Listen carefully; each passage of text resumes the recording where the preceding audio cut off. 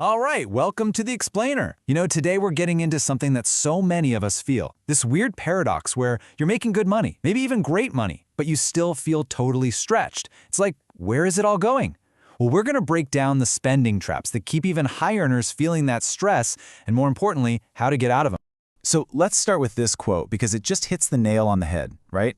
I've seen this, you've probably seen this. You've got friends making really good money who are just constantly stressed. And then you have these other folks, maybe even earning less, who seem to have it all figured out, building actual freedom. What's the deal? It's not about working harder. It really comes down to psychology.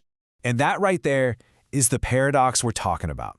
The high-income stress paradox. Earning more, it turns out, isn't the magic bullet for feeling secure. The real fight, the one that matters, it's happening inside our own heads. Okay, so here's the big secret, the core idea we're going to unpack. We think financially successful people just have superhuman willpower, right? Like they can just say no to everything. But that's not it at all. It's not about willpower. It's about structure. They don't try to fight their human nature. They build smart systems around it. They use things like automation and, well, a little bit of friction to make the right choices easy and the bad choices hard. Because let's be real, willpower runs out for everyone. So let's dive into the first big trap. This one's a doozy. It's called spending by story. And it's all about how we don't just buy things, we buy identities. Yeah, there's a term for this, self-signaling. It's when you buy something not for what it does, but for what it proves, either to other people or, let's be honest, to yourself. You know what I'm talking about. The fancy watch that screams, "I've made it." The car that says, "I'm successful." You're not buying a car, you're buying a chapter in your own personal story. So this boils down to one simple but really powerful question you have to ask yourself. Am I buying this for me, or am I buying this for an audience? I mean, think about it. If nobody else was ever going to see it, would you still want it just as badly? If the answer is no, you're probably just buying a story. And financing a story is a really, really expensive habit. So how do you beat this? Here's a super simple but effective trick. Before you click buy, grab a piece of paper and write down the non-Instagram reason you want this thing. The real, practical, utility reason. And if you're struggling to find one that feels, solid and durable, just sleep on it. Give it 24 hours. It's amazing how fast that shiny story fades when the impulse wears off. All right, on to trap number 2. And this one is sneaky. Seriously, it creeps up on you without you even noticing. It's called Autopilot Creep. And it's that thing that happens when, magically, your spending just expands to eat up every single raise you get. And the engine behind this creep is something called Hedonic Adaptation. It's a fancy term for a really simple human trait. We get used to stuff fast.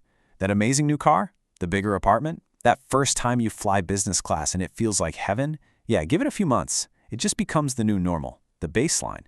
And suddenly you need something even better to get that same thrill. And wow, have companies figured out how to capitalize on this? This little quirk in our brains has basically built a massive industry. I'm talking about the subscription economy. It's the perfect example of autopilot spending, right? And look at this number. It's projected to hit $1.5 trillion. It's all sold to us as convenience, but really, it's just a machine designed to fuel that lifestyle creep. And if you think that's wild, let's zoom in on just one tiny piece of that pie. Meal kits. Just meal kits. That little niche is expected to be a nearly $100 billion market. Think about that.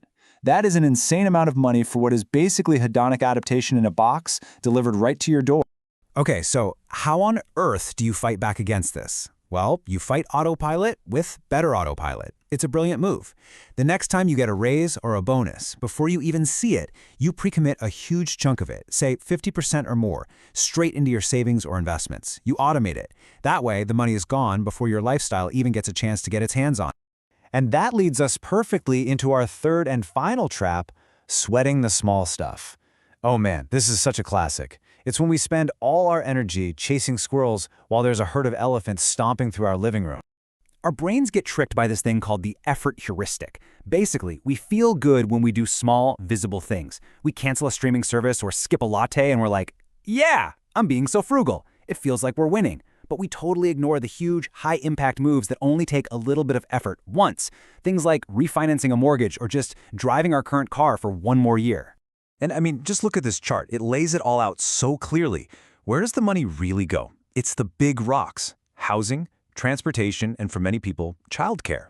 That's the lion's share.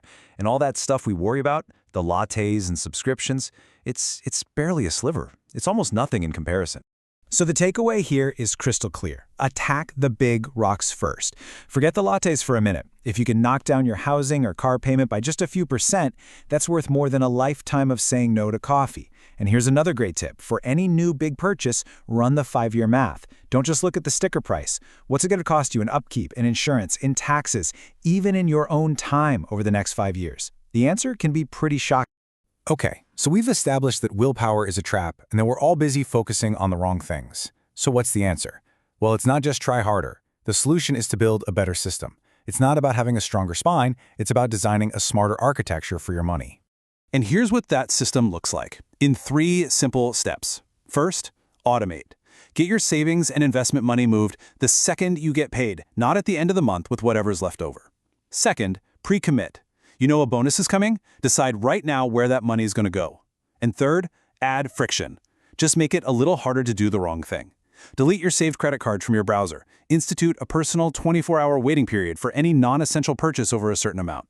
You're just gently nudging yourself in the right direction. Look, at the end of the day, this isn't about becoming some kind of miserable miser who never enjoys life. It's the exact opposite. It's about building a life where your money just quietly works for you in the background, where your savings grow without you having to think about it. The real prize here isn't the stuff, it's freedom. It's having options. It's owning your own calendar. And honestly, what's a better return on investment than that?